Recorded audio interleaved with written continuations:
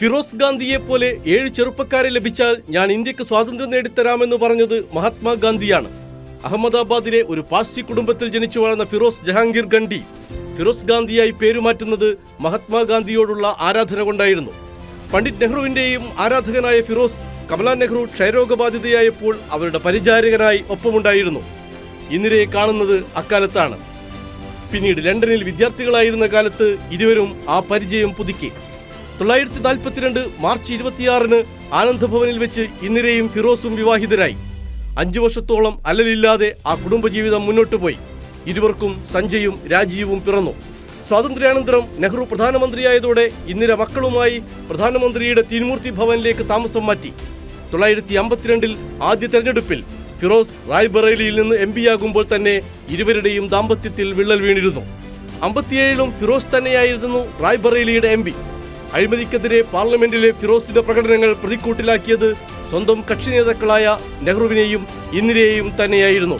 പാർട്ടിയിലും പാർലമെന്റിലും ഫിറോസ് ഇന്ദിരയുടെ എതിർചേരിക്കാരനായി. ആദ്യത്തെ ധനകാര്യ കുംഭകോണമായ മുന്ദ്ര അഴിമതി കേസ് പാർലമെന്റിൽ ഉയർത്തി ഫിറോസ് സ്വന്തം പാളയത്തിലേക്ക് തന്നെ വെടിയുതിർത്തു. ധനകാര്യമന്ത്രി കൃഷ്ണമാചാരിയെ പുറത്താക്കാൻ നെഹ്റു നിർബന്ധിതനായി. രാമകൃഷ്ണ ഡാൽമിയയുടെ ഇൻഷുറൻസ് അഴിമതിക്കെതിരെയും ഫിറോസ് ആഞ്ഞടിച്ചു. രാജ്യത്ത് ഇൻഷുറൻസ് ബിസിനസിന്റെ ദേശസാൽക്കരണത്തിലും ലൈഫ് ഇൻഷുറൻസ് കോർപ്പറേഷന്റെ പിറവിക്കും കാരണമായത് ഫിറോസിന്റെ ആ പോരാട്ടങ്ങളാണ്. പാർലമെന്റ് നടപടികൾ റിപ്പോർട്ട് ചെയ്താൽ പത്രപ്രവർത്തകരെ പ്രോസിക്യൂട്ട് ചെയ്യാനാവുമായിരുന്ന രാജ്യമായിരുന്നു ഇന്ത്യ. അതിനെതിരെ ഫിറോസ് കൊണ്ടുവന്ന സ്വകാര്യ ബില്ലിനെ തുടർന്നാണ് സഭാ നടപടികൾ റിപ്പോർട്ട് ചെയ്യാൻ അനുവാദം ലഭിച്ചത്. ഇന്ദിരയെ ആദ്യമായി ഫാസിസ്റ്റ് എന്ന് വിളിച്ചത് ഫിറോസ് ആണെന്ന് ബർട്ടിൽ ഫാക്ക് എഴുതിയ ഫിറോസ് ദ അൺഫോർഗോട്ടൺ ഹീറോ എന്ന പുസ്തകം പറയുന്നു. 1957 കേരളത്തിലെ EMS സർക്കാരിനെ പിരിച്ചുവിടാനുള്ള നീക്കത്തിൽ പ്രതിഷേധിച്ചായിരുന്നു അത്. തീൻമൂർത്തി ഭവനിൽ നിന്ന് അന്നിറങ്ങി വന്ന ശേഷം ഫിറോസ് അങ്ങോട്ട് കാലെടുത്തു വെച്ചിട്ടില്ലെന്നും ബർട്ടിൽ ഫാക്ക് എഴുതുന്നു.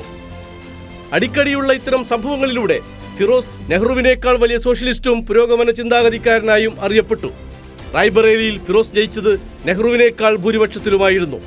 1960 സെപ്റ്റംബർ 8 48-ാം വയസ്സിൽ ഹൃദയാഘാതം വന്നു മരിച്ച ഫിറോസ് ഗാന്ധിയുടെ സംസ്കാര ചടങ്ങിൽ പങ്കെടുത്ത ജനലക്ഷങ്ങളെ കണ്ട് പ്രധാനമന്ത്രി നെഹ്റു തന്നെ അന്തം വിട്ടു. ആ ജനപ്രീതി തന്നെയാണ് ഫിറോസ് ഗാന്ധിക്ക് വിനയായത്.